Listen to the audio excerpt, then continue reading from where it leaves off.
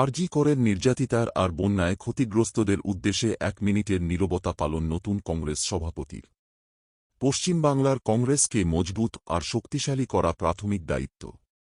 বন্যায় ক্ষতিগ্রস্তদের পাশে থাকতে কংগ্রেস কর্মীদের বার্তা। রাজ্যে এই মুহূর্তে কংগ্রেসের শক্তি কম ঠিকই। আমি বুথে এজেন্ট হিসেবে ক্যারিয়ার শুরু করেছি। সারা রাজ্যে ঘুরে ঘুরে কংগ্রেস দলের নেতা কর্মীদের কাছে যাব। বাংলার মানুষের অনেক মান অভিমান আছে কংগ্রেসের উপর। অধীর রঞ্জন চৌধুরী, প্রদীপ ভট্টাচার্যের সঙ্গে কাছে দিক নির্ণয় করব ভবিষ্যতে। কংগ্রেস ক্ষমতায় এলে কৃষি, শিল্প হবে। তরুণদের বাইরে যেতে হবে না।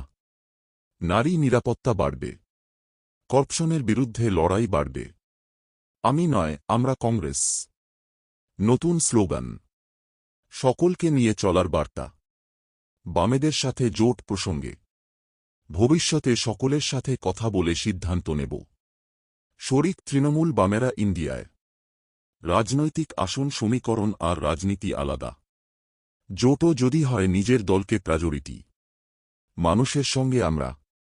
জনবিরোধী কর্মকাণ্ডে তৃণমূলের বিরোধিতা করব। মূল প্রতিপক্ষ কেন্দ্রে বিজেপি আর রাজ্যে তৃণমূল। সিবিআই-এর তদন্ত। সিনিয়র ডাক্তারদের আরও অ্যাক্টিভ হওয়ার প্রয়োজন ছিল। আগেই আওয়াজ তোলার প্রয়োজন ছিল। অন্যায়ের প্রতিবাদ করার উচিত ছিল। তাহলে মেয়েটাকে আজ মরতে হতো না। Threat culture. টালিগঞ্জ হেয়ার ড্রেসারের আত্মহত্যা করার চেষ্টা করার ঘটনা প্রসঙ্গে মুখ্যমন্ত্রীকে বলবো মহিলাদের সুরক্ষার বিষয় গুরুত্ব দিয়ে দেখুন। আওয়াজ চেপে না দেওয়া হয়। পুলিশ যেন নিরপেক্ষতার সাথে কাজ করে। অধীর চৌধুরী, এদের সঙ্গে কাজ করার আমার অভিজ্ঞতা আছে। যে আজকে জোট রাজনীতিতে অন্য রাজনৈতিক দলের সঙ্গেও আমার কাজ করার সুযোগ হয়েছে। অতএব সর্বোপরি আমি মনে করি একজন পলিটিক্যাল ছাত্র হিসেবে আমি আজকে এই নতুন যে আমার যাত্রা আমি শুরু করলাম, আপনাদেরও সহযোগিতা চাই।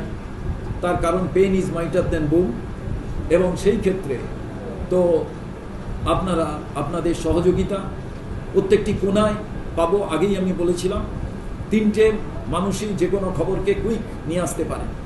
সেই 3টে খবরের মধ্যে একটি হলো আপনারা, আর একটি হলো সংগঠন দলের, আর একটি হলো অ্যাডমিনিস্ট্রেশন।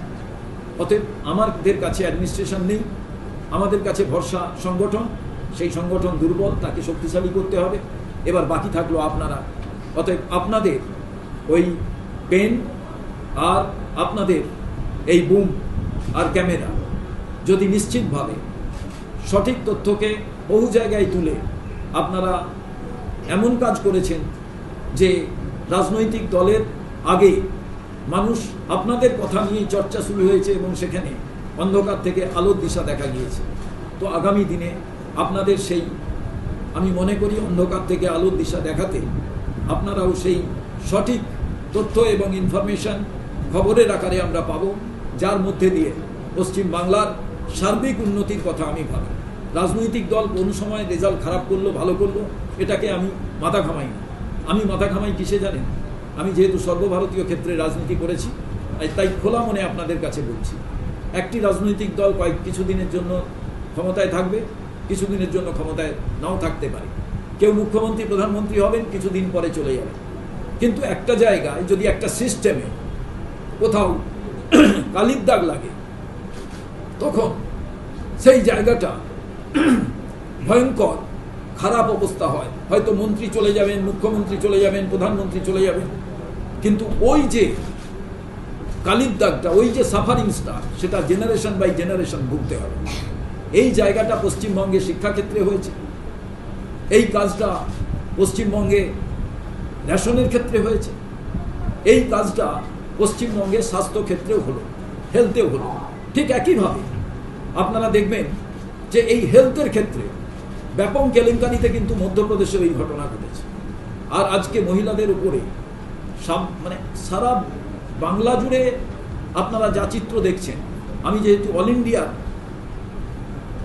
রাজনীতির কারণে